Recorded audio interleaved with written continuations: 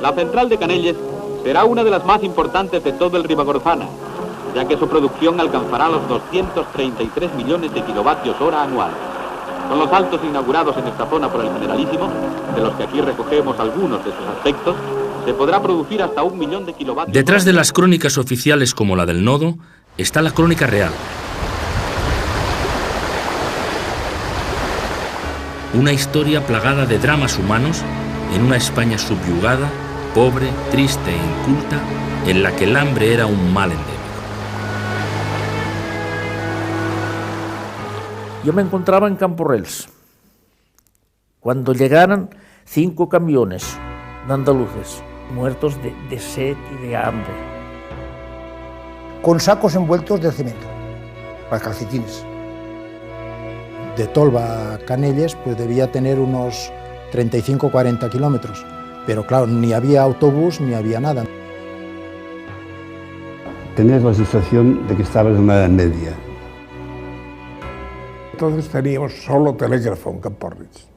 Y cuando cobraban, veías unas colas allí en telégrafos mandando dinero a la familia para que pudieran comer. Asistí partos en un corral en Blancafort con nieve. Trabajé en la central pues cargando muchos vagones de escombros. Muchos accidentes, 56. Los 9 años que estuve yo allí, 56 cayeron. Como no tenía otro medio, pues terminé de cortarle la pierna con un hacha de la cocina. Oye, ven tu juez de paz que a levantar el cadáver que se ha muerto un señor o 2 o 3. Iba siempre a misa y recuerdo tantos entierros de tantos hombres. Se me escapó la madera y me cayó la mano a la cuchilla.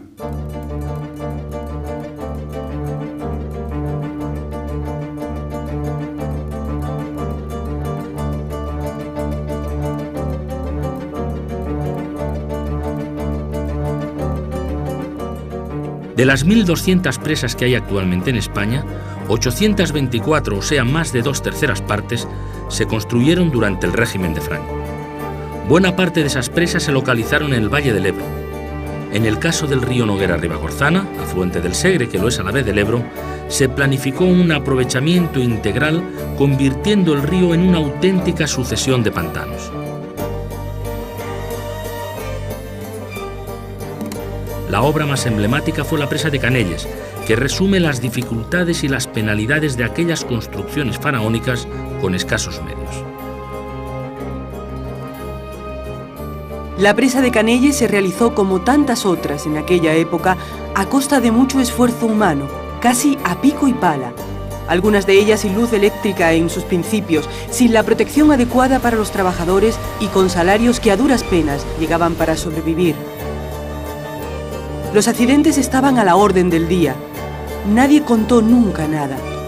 Ni la crónica triunfalista del Nodo, ni la prensa amordazada informaban de las precarias condiciones. Incluso en los registros de los ayuntamientos se ocultaban las causas de aquellas muertes. Pero todavía nos queda la memoria popular y el dolor de las familias para conocer la verdadera magnitud de aquella tragedia. Esta es una ventana a la cara oculta de los pantanos de Franco, la auténtica historia contada por sus protagonistas. Había estudiado magisterio y me dieron una plaza de interino en el Valle de Boí, en el Pirineo.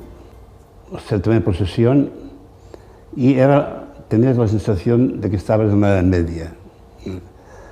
La carretera se estaba abriendo a la pista, después, pero ni siquiera asfaltada aún. El 99% de las personas no habían visto nunca un coche. En el Valle del Ribagorzana se ha pasado de tener mulos a tener camiones. Bueno, aquello cambió completamente cuando Ener, la empresa hidroeléctrica que se había instalado en el capital Pont de Suert, en el centro de la comarca, empezó sus trabajos y empezó a llegar, o sea, trabajadores del resto de España. Había un pueblo que sí que hizo famoso allí, que es Baena, pero tan famoso que iban viniendo de Baena y entonces en Pont de Suert había Baena. Y entonces yo he visto cartas escritas, fulanito de tal, Baena, Sobre Pont de Suert descargó una nube de cordobeses de Baena, llegados en busca de trabajo. Los andaluces de Pont de Suert levantaron su almofalla a las puertas del pueblo y la bautizaron por sí y ante sí como los descubridores de remotos mundos. Las cartas llegan sin más señas que Nueva Baena, Lérida, y sin expresión de que es un arrabal de Pont de Suert. Así es como Camilo José Cela narraba en su la nostalgia y el sentimentalismo hacia sus orígenes de los miles de trabajadores andaluces que con sus familias se asentaron al principio en humildes barracas. No había trabajo, la ENER mandó emisarios a propagar que había trabajo en el norte de España y cruzando la península desde Andalucía hasta el Pirineo, llegó a haber hasta 10.000 personas. Llegaban que daban billetes de pobre, unos billetes ferroviarios que suministraba el gobierno civil, que por unas 10 o 15 pesetas se cruzaba la península. Esto sí tardaban 3 o 4 días en llegar. Y llegaban a la estación de Lérida y su desengaño, a veces muchos de ellos, era monumental porque había un cartel que decía no hay trabajo en Pont de Suert. Si no había trabajo en Pont de Suert, que no tomaran el tren porque se quedarían tirados en una estación. Tenía que esperar a que desapareciera el rótulo. Desaparecía el rótulo, aquello era un asalto prácticamente del tren. Les dejaban en la última estación del recorrido y allí los camiones de ENER los llevaban a Pont de Suert. 1945 se conoce en Baena como el año del hambre. Era un pueblo andaluz, como tantos, sumido en la miseria y la incultura tradicional, sumergido en una de las regiones más pobres y desamparadas de la España triste de los años 40. Una tierra confusa, como escribió Cela, rincón por el que la gente entra y sale nerviosa y desorientada. La gente moría de hambre en las calles. La primera gran corriente migratoria que hubo fue hacia Pont de Suert, en Lleida, a mediados de la década de los 40. Pero duró casi 20 años, hasta el término de las obras en el Noguera Ribagorzana. En aquel entonces, la población de Baena sobrepasaba los 25.000 habitantes y quedó reducida a menos de la mitad. Hoy, casi 6 décadas después, la población ronda los 20.000 habitantes.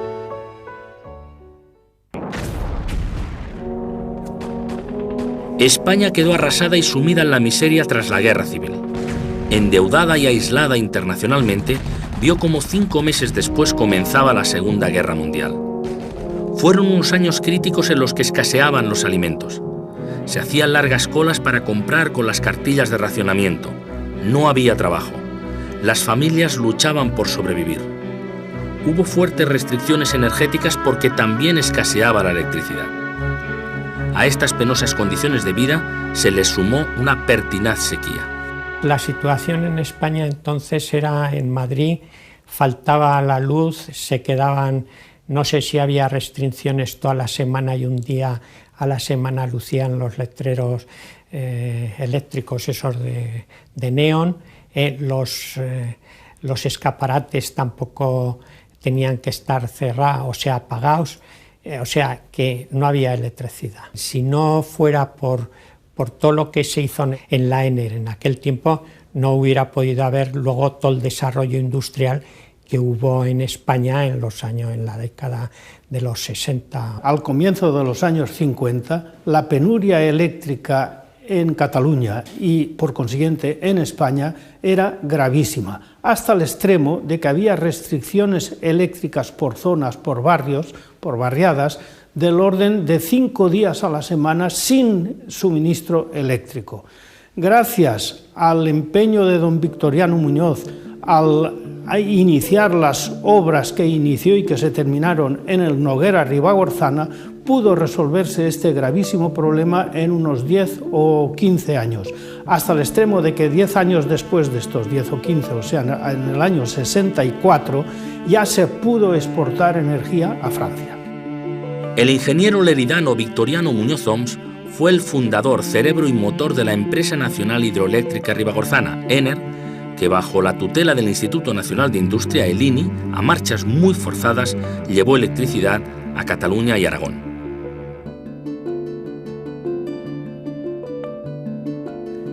Él mismo durante la República había realizado un amplio plan de obras públicas para Cataluña. El plan de la ENER era muy ambicioso. Construcción de carreteras en unas comarcas sin accesos, casi desconocidas, y grandes obras hidráulicas para aprovechamientos energéticos, regadíos y abastecimientos de agua. Se trataba de un aprovechamiento integral de la cuenca del río Noguera-Ribagorzana que contemplaba la construcción de hasta 10 saltos. En 1942, el ingeniero Victoriano Muñoz presenta su proyecto al almirante Suances, ministro de Industria y Comercio y presidente del Instituto Nacional de Industria, organismo estatal creado en septiembre del año anterior precisamente con la finalidad de promover empresas en las distintas ramas de la producción, entre ellas la eléctrica. Lo recibió Suances, le dijo, bueno, a ver qué pasa. Le dejó que se explicara, él explicó todo lo que pensaba y tal. Y entonces Suances, pues, que esto lo hacía mucho, ponerle pegas, decir, esto no sirve para nada, esto no sé qué, tal y tal, que al final dice, bueno, ya veo que usted no me escucha ni le interesa y por lo tanto me marcho. Se levantó el otro, le dijo, no, usted no se marcha, siéntese aquí, vamos a hablar y tal y cual. Y entonces dijeron, pues sí. Entonces, como consecuencia de eso, pues ya se empezaron a mover los trámites, primero a que el INI pidiera al Ministerio de Obras Públicas una reserva de todo el río, para que entonces sobre esa reserva de todo el río se pudiera solicitar las concesiones de cada tramo, ¿no? En diciembre del 46 se creó la Empresa Nacional de Ribagorzana con un capital, me parece recordar, de 500 millones de pesetas para desarrollar, en aquel momento era para desarrollar el aprovechamiento hidroeléctrico integral de la cuenca. Victoriano Muñoz consiguió convencer al escéptico Suances aceptando el compromiso de construir 10 pantanos en 10 años. Y el ministro transmitió el mismo entusiasmo a Franco. En 1947, el caudillo visitó personalmente la zona. El fundamento que dijeron para hacer el estudio de eso dice que no se pierda ni un metro cúbico de agua ni un metro de salto. O sea, que era irlos enlazando unos con otros. La cuenca del Ribagorzana pasó a una velocidad asombrosa del feudalismo a la electrificación. El río perdió su cauce, su vida, y se convirtió en una larga sucesión de pantanos, en una factoría hidroeléctrica casi única en el mundo, porque no hay precedente de una explotación tan al límite de un río. En 12 años, en Cataluña, se pasó de las restricciones a la exportación de energía eléctrica a Francia.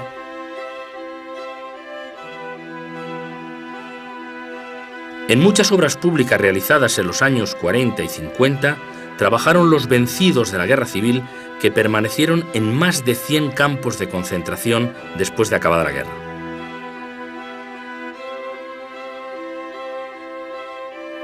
Una de las obras que más presos absorbió fue el Canal Bajo del Guadalquivir, por lo que recibió el apelativo de El Canal de los Presos.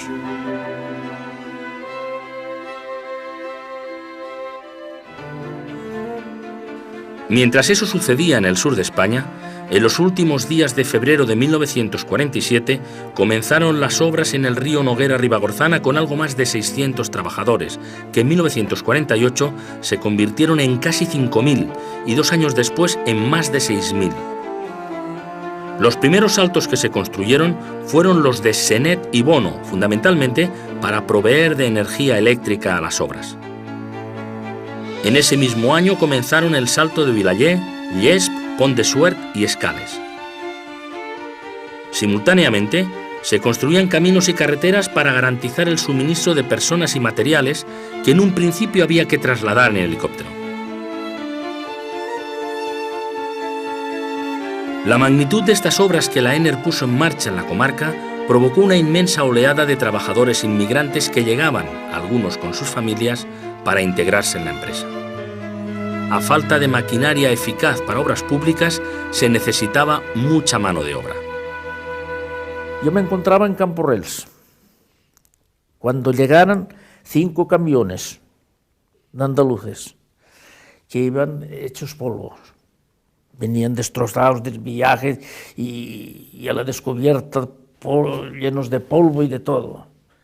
Y muertos de sed y de hambre. Se bajaron allí a beber a la fuente, que daba pena aquello, pena. Iban mal vestidos los pobres, que yo he visto, que a los pies llevaban unas barcas de cuero, de goma, de aquellas, con sacos envueltos de cemento, para calcetines. Eso lo he visto. Iban al trabajo con una manta y cuando se ponía dentro de los túneles, allí se la sacaban y volvían con la manta al cuello. No tenían ni ropa. Un desastre.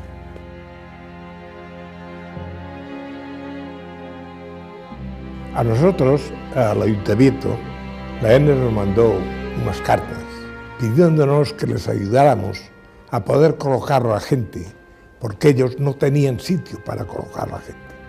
No tenían ningún sitio. Podían venir desastrados, podían venir todo, pero para ellos era encontrarse con la solución. Venían sin dinero y muchos no encontraron dónde alojarse. Aquellos pueblos que hasta entonces habían vivido prácticamente aislados no estaban preparados para un crecimiento sin orden ni concierto.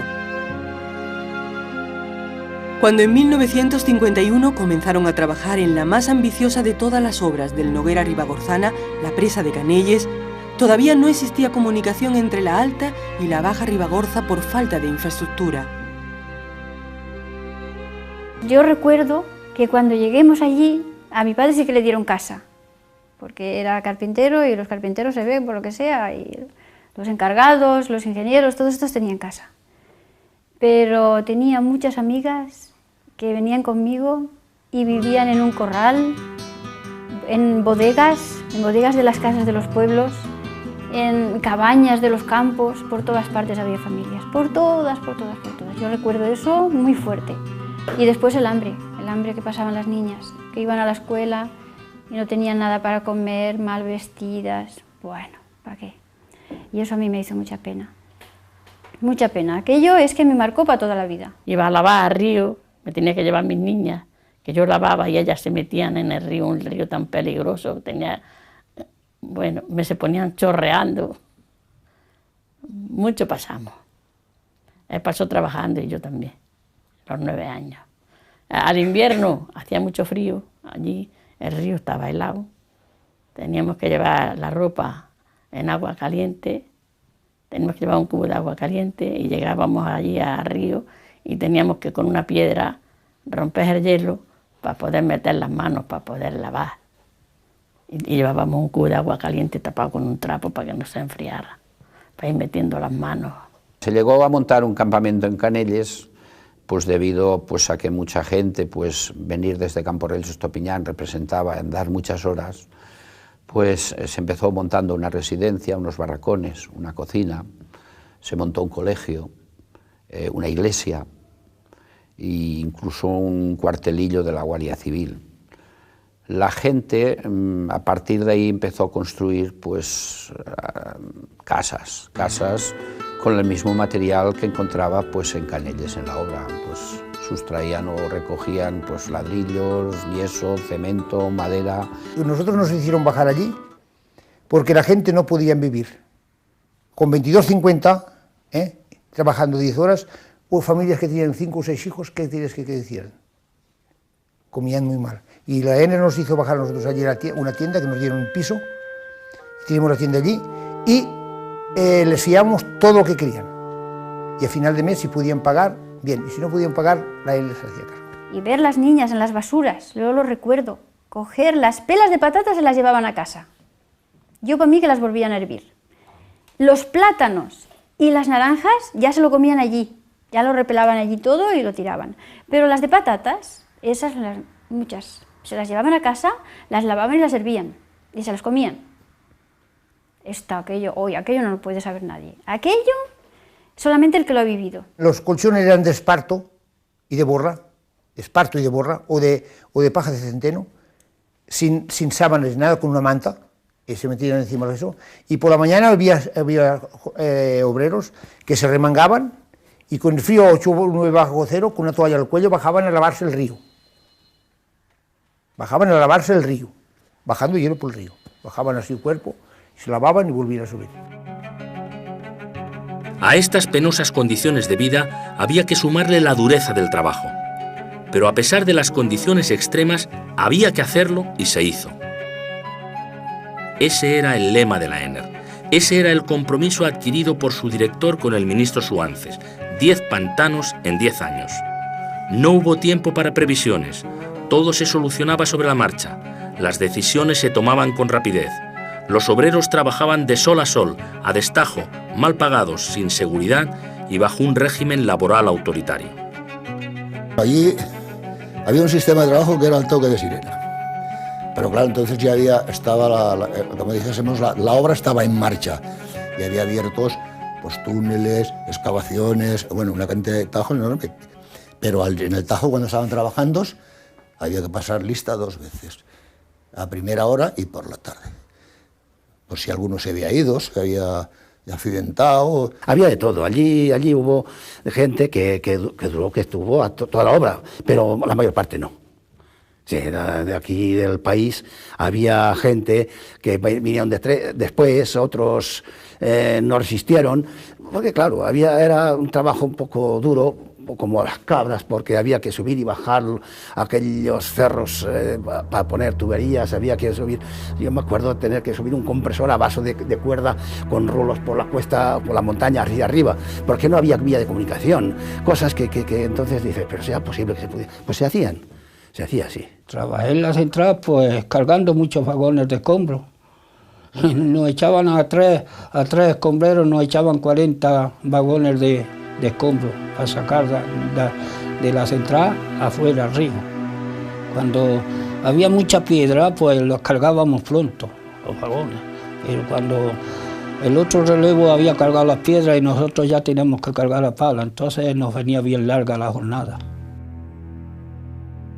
En la memoria de los que allí trabajaron queda el ingeniero Kau. Herr Wilhelm Kau era un alemán que fue responsable de la presa de Escales y más tarde de la de Canelles. Según Pere Figueras, administrativo de la ENER, el señor Kau venía de la organización TORT, promotora de las autopistas alemanas en los años 30 y posteriormente constructora de las defensas alemanas de Normandía frente al desembarco aliado. Todos coinciden en que se trataba de un hombre autoritario, exigente y severo. Nadie en aquellas comarcas ha olvidado su nombre. Kau, que era un refugiado nazi, o esto se decía por lo menos, y con una cámara fotográfica y un teleobjetivo fotografiaba a todos los que veía fumando.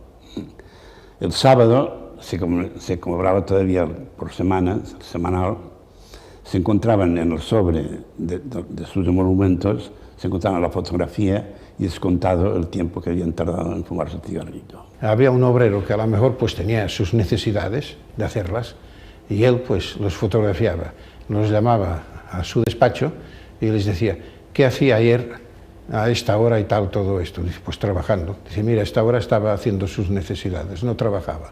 La papela y a la calle. Esto sí que es verdad. Muy duro, ¿eh? Muy buen ingeniero, ¿eh? Pero severo. Aquel fotografiaba a la gente hasta orinando, detrás de las matas. Había una característica que se notaba que venía de algún sitio especial, porque cuando montaba un campamento, y en el campamento estaba la oficina y estaba la oficina del ingeniero, siempre la oficina del ingeniero estaba al final de la oficina y tenía una puerta de salida por detrás. En todas partes. Estuve en Escales, estuve en Canelles, y en todas era así, ¿no? Yo me imagino que eso pues debía ser algo de los sitios en que había trabajado y decía, por si me tengo que marchar. Parece ser que era un hombre con un pasado nazi. Incluso se contaba que si había estado en fortificaciones en Stalingrado y pues terminada la guerra europea, me imagino que se vino y se refugió. Un ingeniero que estuvo en el principio de la obra, parte de quizá ya avanzada, en que pues era un hombre con un carácter muy fuerte, un hombre grande. Tenía un hijo que lo trajo de Alemania y lo tuvo en la obra trabajando un mes en hormigonados, un mes en encofrados, un mes en excavaciones, otro mes en el taller, y decía un obrero completo. Yo le hablaba de las familias que tenían esta pobre gente, porque ten en cuenta que entonces teníamos solo telégrafo en Camporrits, y cuando cobraban, veías unas colas allí en telégrafos mandando dinero a la familia para que pudieran comer, de lo que ellos habían cobrado. Bueno, la cosa fue funcionando así. pero no estábamos contentos con la empresa y además no estábamos contentos como trataban a los obreros. Yo le hablé al señor Clau, le dije, oiga, esta gente tiene una familia y la familia no la tienen aquí, la familia la tienen en Málaga, en Andalucía, la tienen repartida por ahí por todas partes. Dice, yo solo contrato trabajadores, familia no contrato. Bueno, pues vale. Entre 1940 y 1950, la economía española estaba a los niveles de principio de siglo debido, entre otras razones, al bajo poder adquisitivo que había mermado un 50% en comparación con el del año 1936. En los años 50 la renta per cápita de los españoles era inferior a la de 1929 y a principio de los 50 alcanzó los niveles de la preguerra. En el mes de mayo del 52 se anunció el final del racionamiento tras 12 años de cartillas y cupones para retirar semanalmente los víveres. Al principio se pagaba en 2 veces, un anticipo que se llamaba, y el día 11 de cada mes te daban la liquidación total. Pero yo creo que el que más cobraría, yo llegué a cobrar hasta 700 y 800 pesetas de liquidación. Que por eso el campamento, el barrio ese que se hizo, los obreros, se hicieron casitas y tal, le llamaban el barrio el anticipo. El primer año, o sea, fue muy duro, tanto es así que no teníamos medio de desplazamiento. De Tolba a Canelles, pues debía tener unos 35 o 40 kilómetros, pero claro, ni había autobús ni había nada, entonces yo tenía que bajar con el camión de los obreros que bajaba de Pont de Suert. Los conductores eran amigos míos y entonces nos hacían el favor, porque bajábamos, me parece que era a las 6 de la madrugada, pasaban por Tolba, y nos dejaban poner en la cabina. En la cabina estábamos hasta 6 y 8 personas. Era la cabina de un Pegaso. Y el resto del personal, dijésemos los obreros, iban en la caja con un toldo, y estuve yo, me parece que son 1 año o 2 años. Y con esa paga me pude comprar yo el primer 600, que aquello era, vamos, yo era el rey. Ganábamos 300, nos daban de anticipo, 300 pesetas, y 700 de liquidación, por los puntos y eso. Ahora, si trabajábamos a destajo, pues ya sacábamos algo más. Unos meses sacábamos algo más, pero otros meses a lo mejor nos mandaban la carta a jornal por falta de rendimiento. Y a lo mejor nos mandaban esa carta el mes que más habíamos trabajado. Y mira, y así teníamos que aguantar. Yo estuve trabajando en la ENER del 53 al 59. Primeramente ganábamos a 3,50 pesos la hora, 10 horas. Antiguamente, después ya últimamente ganamos mucho más dinero porque estábamos a destajo. Entonces cobramos, había meses que cobrábamos hasta 3.000 pesetas. Y había meses que cobraban menos, pero vamos, nos sacamos un jornal, una media de unos 2.800 pesetas cada mes. Trabajando mucho, ¿eh? En estas duras condiciones de vida en las que escaseaban los alimentos, no había higiene, porque tampoco tenían agua corriente. Sin calefacción y con unas temperaturas extremas, a los más débiles les resultaba difícil sobrevivir. Numerosos niños murieron nada más nacer o a muy corta edad, de bronquitis, neumonía, meningitis o colapso cardíaco, porque apenas había asistencia médica. Y a todo esto hay que añadir que vivían cerca de las obras sin ningún tipo de seguridad. Los partos se asistían no en el hospital, sino que se asistían en el lugar donde se encontraban. Asistí partos en un corral en Blancafort, con nieve, y por la noche, con un candil y una lumbre que tenían allí, y en este corral había, no sé si 14 niños, porque eran gente siempre, unas familias muy numerosas, y dormían hasta vestidos y todo. Es decir, una sociedad impresionante. Los barrenos los veíamos como subían para arriba, boom, bajaba todo de piedras. Parecía que nos iban a caer encima, pero no nos llegaban. Y los túneles igual. Cuando barrenaron los túneles, yo lo viví todo eso, ¿eh? Todo. Oh, fue espantoso.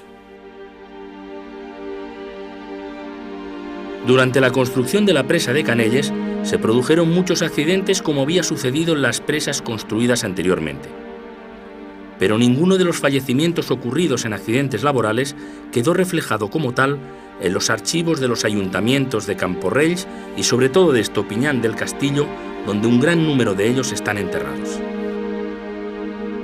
Las causas por defunción de hombres entre 25 y 50 años son la mayoría por hemorragia cerebral, paro cardíaco o bronconeumonía. Ninguno quedó registrado como accidente laboral. Desde el principio hasta el fin de la obra, solo en esta presa se contabilizan en el recuerdo de sus protagonistas entre 30 y 56 muertos, además de innumerables accidentes con pérdida de manos, brazos o piernas. En los primeros años sucedían casi a diario. El primer accidente en Canelles fue el más grave, nadie lo olvida. Aunque hay distintas versiones, todos coinciden en que en él murieron al menos 4 trabajadores. Muchos accidentes, 56. Los 9 años que estuve yo allí, 56 cayeron. En el primero que cayeron 4 cayeron. Pues se quedó uno colgando, con una pierna colgando. Y la ambulancia que tenían era un camión que había en el río. De arriba, de la Cueva Negra, que estaba allí cerquita el corte que lo bajamos con una esparihuela abajo, al río, lo montamos en el camión. Y con un hacha le cortó el enfermero, le acabó de cortar la pierna. La llevaba colgando. Y cuando llegó aquí al Farrás, ya iba muerto. Ya iba muerto. Uno de ellos tenía una roca enorme con una pierna toda destrozada, hasta la parte del muslo, es decir, que le cogía el cuádriceps de la pierna. Entonces estaba allí la cocina y como no tenía otro medio, pues terminé de cortarle la pierna con un hacha de la cocina. Le hice un torniquete, pero el torniquete sabemos que no perdura horas y horas, sino que el torniquete solamente es para momentos determinados. Tienes que abrir y cerrar, abrir y cerrar. Y los sueros que teníamos eran unos suelos antiguos, en fin, que servían por muy poco.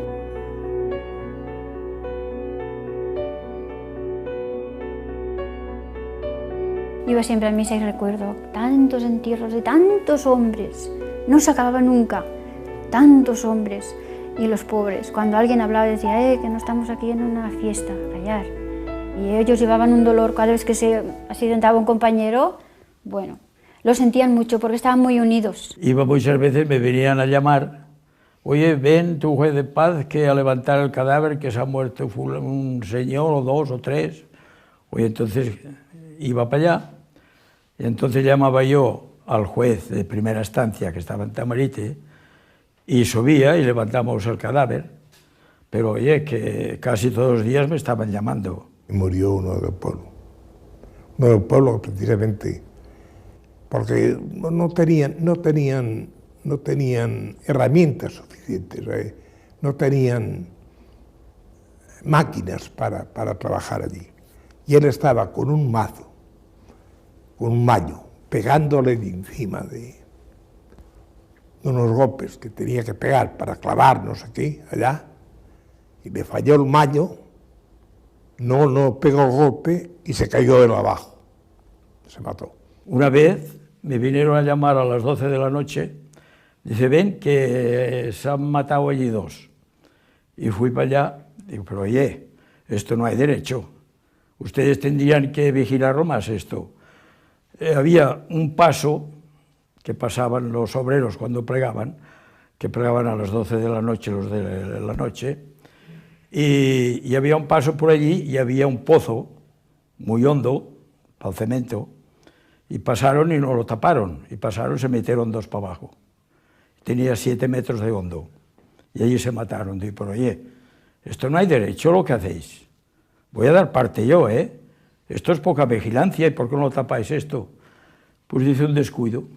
Bueno, pues un día se desprendió una vagoneta, cogió a los hombres que había en el frente trabajando y se cepilló 2. El accidente, estábamos trabajando en unas piezas muy difíciles. Y claro, yo tenía confianza en la máquina toda, pero lo que pasa es que la madera, hay veces que hay unos reveses de nudos y no contas con eso. Yo ya aguantaba fuerte la madera, pero lo que pasa, se me escapó la madera y me cayó la mano a la cuchilla. La madera me sacó, me tiró atrás. Tenía 25 años entonces. Y empezaron a coser los dedos y les lavaron esto que tengo. Que se hubieran cortado la mano por aquí yo, un desgraciado. Y yo pues después me he defendido bien. Con este trozo de mano me he defendido bien. Durante 8 años, desde mediados de los años 40, hubo una enconada lucha guerrillera antifranquista, los llamados maquis, en su mayoría militantes comunistas, que sobrevivían en zonas rurales. La comarca del Ribagorzana, situada entre el Pirineo leridano y oscense, era una zona estratégica que servía tanto de puerta de entrada a fuerzas organizadas en Francia como de salida para los republicanos que intentaban huir. Por ello, la zona estaba fuertemente custodiada por el ejército y la Guardia Civil, y era necesario tener un salvoconducto para cruzar la frontera. Esta gente, cuando habían ido de Andalucía hasta el Pirineo, todavía funcionaban los salvoconductos de fronteras, y es necesario ir provisto del salvoconducto. Entonces, las guardias civiles de todos los pueblos que habían salido esta gente ya tenía su ficha, por decirlo de alguna manera, tenía los antecedentes. Y la Guardia Civil en Pont de Suert conocía perfectamente el que era afecto y el que era desafecto. Como era una zona que estaba relativamente próxima a la frontera y había sido medio ocupada militarmente, pues vino mucha gente que, aprovechando la cercanía de la frontera, pues estaban allí una temporada y si veían la forma de escaparse, pues se escapaban, ¿eh? Y hay algunos que realmente lo consiguieron, otros no, y estaban allí, estaban fichados por la Guardia Civil, y cuando venía una personalidad como Franco, o si venía alguna visita importante, pues esto se les avisaba y unos días antes tenían que desaparecer de allí y no volver hasta 2 o 3 días después. En cuanto a Enner, digamos, el que viniera un señor a trabajar no se le preguntaba en absoluto. Es decir, no se hacía ninguna especie de selección política, ¿eh? Eso sí que lo puedo decir porque, en fin, habíamos tenido gente de todos lados, ¿no? Jesús y Antonio Vindel eran hermanos y pertenecían a una célula comunista. Trabajaron como conductores en la Enner, transportando a los trabajadores desde los pueblos hasta la zona de obras de la presa de Canelles. No pasaron desapercibidos. Para bien o para mal, al igual que sucedió con el ingeniero alemán Kau, se convirtieron en una leyenda viva. Los hermanos Vindel tenían mucha fama porque habían estado en Pont de Suert y habían armado unos follones a la empresa de campeonato. Lo cierto es que eran unos hermanos reivindicativos, bastante luchadores, y que algunas veces llegaron a enfrentarse pues, a los jefes o ingenieros de la empresa para intentar mejorar las condiciones en que los trabajadores podían ir a Canelles. Por ejemplo, una gran reivindicación es pedir toldos en los camiones para que el aire no cortara, es que cortaba en plena cara directamente. Les dijeron a los obreros, vosotros reclamar los toldos, iréis más calientes, no pasáis tanto frío. Llevaban 70 hombres atrás y lo reclamaron y mañana no montís a los camiones, aunque vengamos a por vosotros no montís. Pero como estaba la Guardia Civil preparada, pues a golpe de culata los hacían subir. Y tenían miedo, yo encuentro que tenían miedo, porque en aquellos tiempos teníamos miedo todos. Hicimos la huelga por los camiones, y estuvimos 3 días, y al 4º día, porque si no volvíamos, nos despedían. Y entonces, pues, el encargado que yo tenía, el jefe, el técnico, vamos, me dijo por qué no iba. Digo, si voy y me pegan, ¿qué pasa? La paliza no me la saca a nadie. El alemán era un ingeniero el alemán, y tenía todo el tipo y toda la cabeza de alemán. Sí, ya me acuerdo de aquel hombre. Sí, ese hombre no los podía ver, a los Vindeles. Y él no podía ver al alemán, Mi marido no podía ver al alemán. Bueno, había pasado toda la guerra allí en Alemania. Eso no lo sabía el alemán. Un día me dice el Vindel, dice, oye, yo me quiero cargar al Kraus, porque ese tío nos trae negros a todos. Digo, bueno, pero ¿cómo te lo vas a cargar? Que, hombre, es que te has de tener cuidado.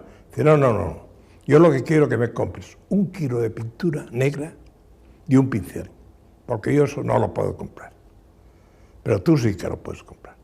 Le di la pintura al Vindel, y al cabo de 2 días, a 1 kilómetro aproximadamente del pueblo, hay unos hornos de cal, que nosotros lo habíamos explotado, y le vendimos cal a la ENER de allí.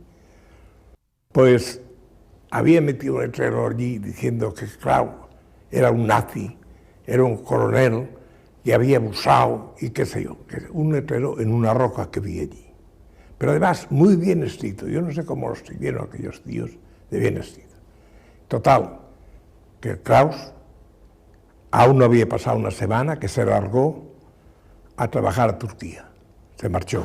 Ya que su producción alcanzará los 233 millones de kilovatios hora anual. El Correo Catalán, el periódico en el que trabajaba, me mandó a la inauguración de uno de los pantanos más importantes de la zona este, el pantano de Canelles, que inauguraría Franco. Era poco antes de la comida, en el momento, o sea, del aperitivo. Se celebraba dentro de la central, excavada en la roca, un centenar de personas, 250, o sea, todo el séquito de Franco, y se nos acerca, o sea, un técnico de la ENER y dice, ay, o sea, esto, bueno, nos da algunos datos. Yo creí que sería una conversación muy aburrida, ¿no?, de datos. No, pero entonces dice de pronto, es que aquí ha muerto mucha gente. Entonces nos cuenta cómo habían muerto. Muchos trabajadores, no nos dijo cuántos, de los trabajadores que estaban enterrados en el hormigón. Cuando vino Franco, pues esa niña tenía 2 años y fuimos a verla, a ver a Franco. Uy, me gustó mucho, ¿eh?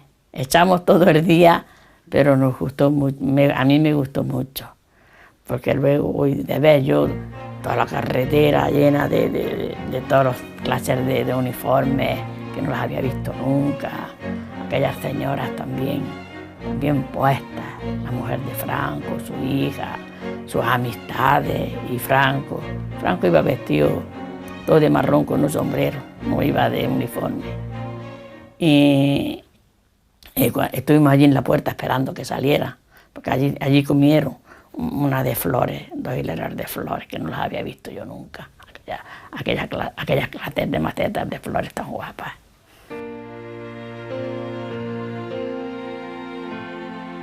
Canelles es el penúltimo embalse de la cuenca ribagorzana y el mayor de ellos. La presa, de tipo de bóveda, alcanzó el récord de altura en España en aquella época con más de 200 metros de longitud y 150 de profundidad. Era entonces la más grande de Europa. Tras la inauguración por Franco en julio del 59, se reanudaron los trabajos para impermeabilizar la presa en lo que se ha venido a llamar la segunda fase de trabajos en Canelles. Duraron casi 30 años, hasta 1989. Miles de toneladas de cemento se fueron río abajo tratando de frenar las fugas de agua. Costó mucho reducir esas filtraciones porque, por su importancia y por el tipo de terreno, pero tras de muchas soluciones intentadas y tal, se acabó cerrando completamente y suprimiendo esas filtraciones. Terminada la presa de Canelles, la ENER envió muchos trabajadores a otras zonas de Aragón para construir los pantanos de Mequinenza y Ribarroja, también con elevados costes humanos. Tenía un hermano mayor y este hermano mayor, cuando tuvo 16 años, pues mira, tuvo la suerte de poder entrar en aquella época en oficinas, en mayoría, y pues allí ya desarrolló su vida. Después, por desgracia, ya casado, fue trasladado a Mequinenza, de Mequinenza a Ribarroja de Ebro, y allí, en un accidente laboral, perdió la vida en una explosión. Costes humanos y elevados costes sociales. El pantano de Ribarroja, en el Ebro, es el que provocó mayor desplazamiento de personas. anegó Mequinenza, que tenía 3.500 habitantes, y Fayón, desplazando a más de 1.600 personas.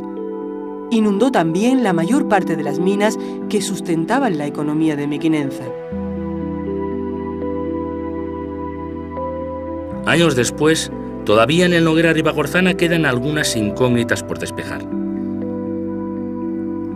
Se sabe que el macizo pirenaico ejerce una influencia clave en el cambio climático. Sin embargo, no se ha estudiado el coste ecológico que ha supuesto la construcción de los grandes embalses en el Pirineo. El cambio de régimen hidrológico, que ahora depende del desembalse de las aguas reguladas, ha alterado el ecosistema acuático. En cuanto al coste social, unas 4.000 personas fueron desalojadas de sus hogares y 30 pueblos quedaron sin habitantes. Entre 8 y 9.000 hectáreas de fondo de valle, sus bosques, prados y campos de cultivo quedaron inundadas. Blancafort quedó cubierto completamente por las aguas del embalse de Canelles.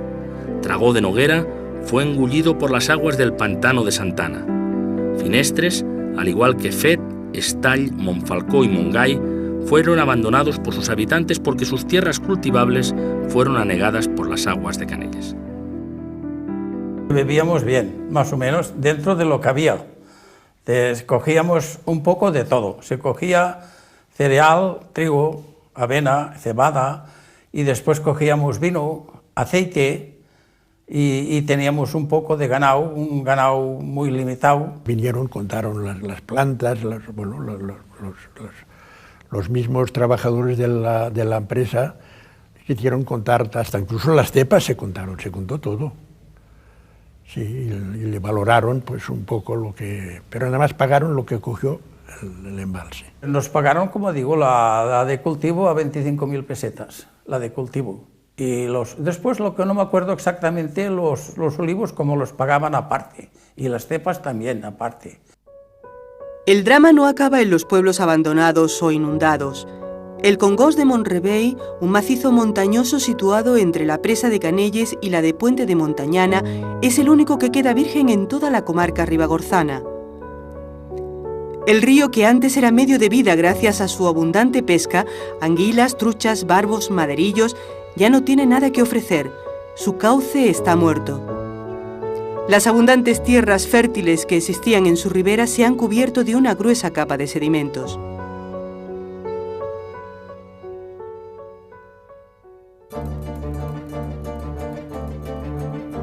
Todo lo que se perdió para resolver otros problemas como la falta de electricidad y de regadío queda en la memoria popular.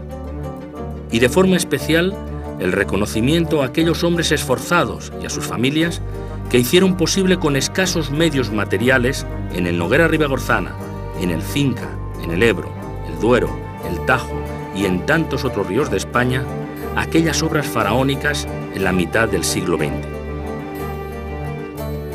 A todos ellos, nuestro recuerdo y nuestro reconocimiento.